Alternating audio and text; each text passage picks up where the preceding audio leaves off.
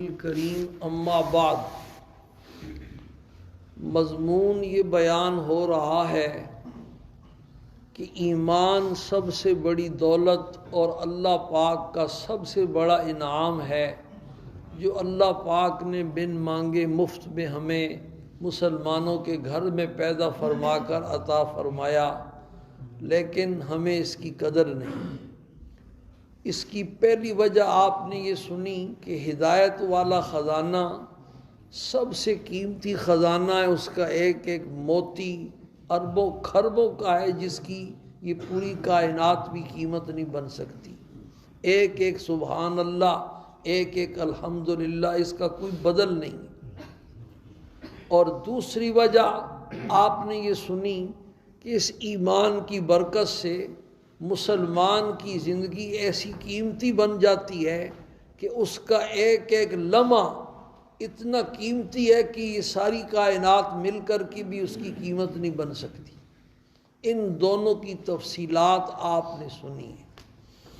دوسری وجہ یہ سمجھیں، تیسری وجہ یہ سمجھیں ایمان کی سب سے بڑی نعمت ہونے کی کہ ساری دنیا اطمینان اور سکون کے پیچھے بھاگ رہی ہے، اور اللہ پاک نے وہ چین اور سکون اور اطمینان ایمان والی دولت میں رکھا ہے۔ جو ایمان والوں کو چین اور سکون نصیب ہے وہ ساری کائنات خرچ کر کے ایک کافر کو نصیب نہیں ہو سکتا۔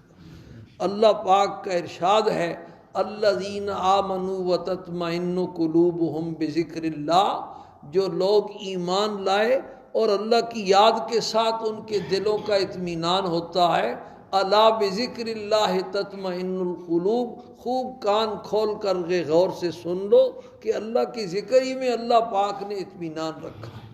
دنیا والوں کے پاس یہ جو کچھ بھی ہے یہ سب چین سکون کے سامان تو ہیں، لیکن چین اور سکون ایک کسی اور ہی چیز کا نام ہے جو اللہ پاک کے پاس ہے۔ وہ جس کو چاہتے ہیں عطا فرماتے ہیں اور جس کو چاہتے ہیں محروم فرما دیتے ہیں۔ غزوہ بدر میں کل پرسوں قاری صاحب نے سورہ انفال کی ایک آیت پڑھی، وَإِذْ يُعَشِّيكُمُ النُّعَاسَ أَمَنَةً مِّنْهُ۔ غزوہ بدر میں 313 ہیں اور مقابلے میں 1000 کا لشکر ہے، وہ ساز و سامان سے مسلح ہے اور ان کے پاس کچھ بھی نہیں، اور آمنے سامنے صفیں باندھی ہوئی ہیں۔ تو فرمایا وَإِذْ يُغَشِّيكُمُ النُّعَاسَ أَمَنَةً مِّنْهُ، عین جنگ کی حالت میں بھی ان کو اونگ آ رہی تھی، موت سر پہ کھڑی ہے، تلوار چلنے والی ہے، گردن کٹنے والی ہے، اور ساز و سامان بھی نہیں ہے۔ حدیث میں آتا ہے ایسی، قرآن نے تو کہا اونگ آ رہی تھی، اور حدیث میں آتا ہے ایسی اونگ آتی تھی کہ ہمارے ہاتھ سے تلواریں گر جاتی تھی، ہمیں بستر پہ گولیاں کھا کے بھی نیند نہیں آتی، کوئی نشہ کرتے ہیں، کوئی گولیاں کھاتے ہیں، کوئی کیا کرتے ہیں، تب جا کر کے ان کو نیند آتی۔ میدان جنگ کی حالت میں نیند آ جانا یہ اللہ پاک کی طرف سے کیسی رحمت ہے۔ میں ریونڈ جاتا ہوں امتحان لینے کے لیے، وہاں تعداد کی کثرت ہوتی ہے تو 10 کی جوڑی بلاتے ہیں، 10 کی جوڑی بلائی، ادھر سے امتحان شروع کیا، وہ آخری لڑکا انڈونیشیا کا تھا، اس کے ہاتھ میں کتاب ہے اور سو رہا ہے، کتاب نیچے گر رہی ہے۔ بیان میں تو سوتے ہوئے لوگوں کو دیکھا ہے، تقریر میں بھی سوتے ہوئے لوگوں کو دیکھا ہے، لیکن امتحان میں سو رہا ہے، یہ ایک عجیب بات تھی۔ اس کو دیکھ کے میں نے شعر پڑھا، کتنی تسکین ہے وابستہ تیرے نام کے ساتھ، کتنی تسکین ہے وابستہ تیرے نام کے ساتھ، کہ نیند کانٹوں پہ بھی آ جاتی ہے آرام کے ساتھ۔ امتحان میں بھی نیند آ رہی، ریونڈ میں اللہ نے ایسا سکون رکھا ہوا۔ تو اطمینان اور چین اور سکون اللہ پاک نے کس میں رکھا ہے بھائی؟ ایمان میں رکھا ہے۔ پھر ایمانیات میں، اللہ کی ذکر میں، تلاوت میں، نماز میں، ان چیزوں میں چین اور سکون ہے۔ اور جس کو ان چیزوں میں چین نہیں مل رہا نا، وہ پھر اپنے ایمان کا امتحان کروائے، اس کے اندر پاس ایمان والی دولت اصلی اور خالص نہیں ہے۔ تو اللہ پاک نے اپنے دوستوں کو یہ چیز عطا فرمائی، اور وہ اللہ کے دوست کون ہیں بھائی؟ ایمان والے ہیں۔ ایک شاعر کا شعر ہے، دشمنوں کو عیش آب و گل دیا، یہ آب و گل کیا ہے؟ یہ بنگلے کوٹھیاں، یہ مٹی گارا، یہ کیا ہے؟ یہ ساری چیزیں۔ دشمنوں کو عیش آب و گل دیا، دوستوں کو اپنا درد دل دیا۔ ان کو ساحل پہ بھی طغیانی ملی اور ہم کو طوفانوں میں بھی ساحل دیا۔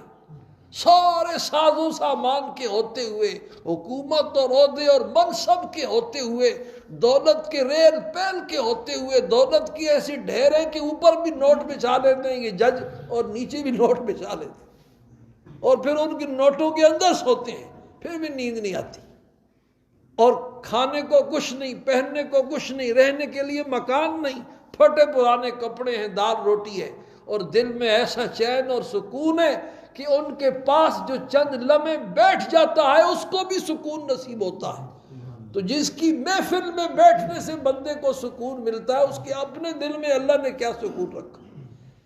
تو ایمان کی سب سے بڑی نعمت اور سب سے بڑی دولت ہونے کی تیسری وجہ یہ ہے کہ دنیا جس چیز کی تلاش میں ہے اس کے لیے نشہ کرتی ہے، خواب آور گولیاں کھاتی ہے، اس کے لیے دولت کے انبار لگاتی ہے۔ وہ اللہ پاک نے ایمان میں رکھا ہے اور ایمانیات میں رکھا ہے، ایمان والی چیزوں میں رکھا ہے، ذکر میں، تلاوت میں، نماز میں۔ ادھر آ کر کے دیکھو تو صحیح کہ اس میں اللہ پاک نے کیسا چین اور کیسا سکون رکھا ہے۔ اللہ پاک ہم سب کو اس نعمت کی قدر کرنے کی توفیق نصیب فرمائے، اور جس کو ان چیزوں میں سکون نہیں ملتا، حضرت مولانا فضل الرحمان گنج مراد آبادی رحمہ اللہ فرماتے، کئی دفعہ سنایا کہ جب میں اللہ کہتا ہوں تو میرا منہ ایسا میٹھا ہو جاتا ہے جیسے کسی نے میرے منہ میں شکر ڈال دی، اور فرمایا سچ کہتا ہوں اس میں کوئی حقیقت نہیں، اور جب میں سجدہ کرتا ہوں تو مجھے اتنا مزہ آتا ہے جیسے اللہ میاں نے گود میں اٹھا کے میرا پیار لے لیا۔ اور ہمیں مسجد سے بھاگتے ہیں، ایسے بھاگتے ہیں کانہم حمر مستنفرہ، جیسے وحشی گدھے ہیں جنہوں نے فرت من قسورہ، شیر کو دیکھا ہے اور دوڑ لگا دی۔ اللہ پاک ہم سب کو اپنی اس نعمت کی قدر کرنے کی توفیق نصیب فرمائے، اور یہ کسی کو آدمی بتا نہیں سکتا، سمجھا نہیں سکتا، یہ چکھنے کی چیز ہے۔ میں یہ دیدنی شنیدنی نہیں ہے، یہ کیا ہے؟ چشیدنی ہے، چکھنے کی چیز ہے۔ جس نے چکھی ہے وہی بتا سکتا ہے کہ اس میں کیا مزہ ہے۔ جیسے آم کی مٹھاس کسی کو زبان سے نہیں سمجھائی جا سکتی، آم کی مٹھاس تو چکھ کر کی سمجھی جا سکتی ہے۔ یہ ایمان والی چیزیں بھی ایسی ہیں کہ ان کو چکھنے کے بعد آدمی کو پتہ چلتا ہے کہ اللہ نے ان میں کیا چین رکھا ہے۔ اللہ پاک ہم سب کو اس نعمت کی قدر کرنے کی توفیق نصیب فرمائے۔ الحمدللہ۔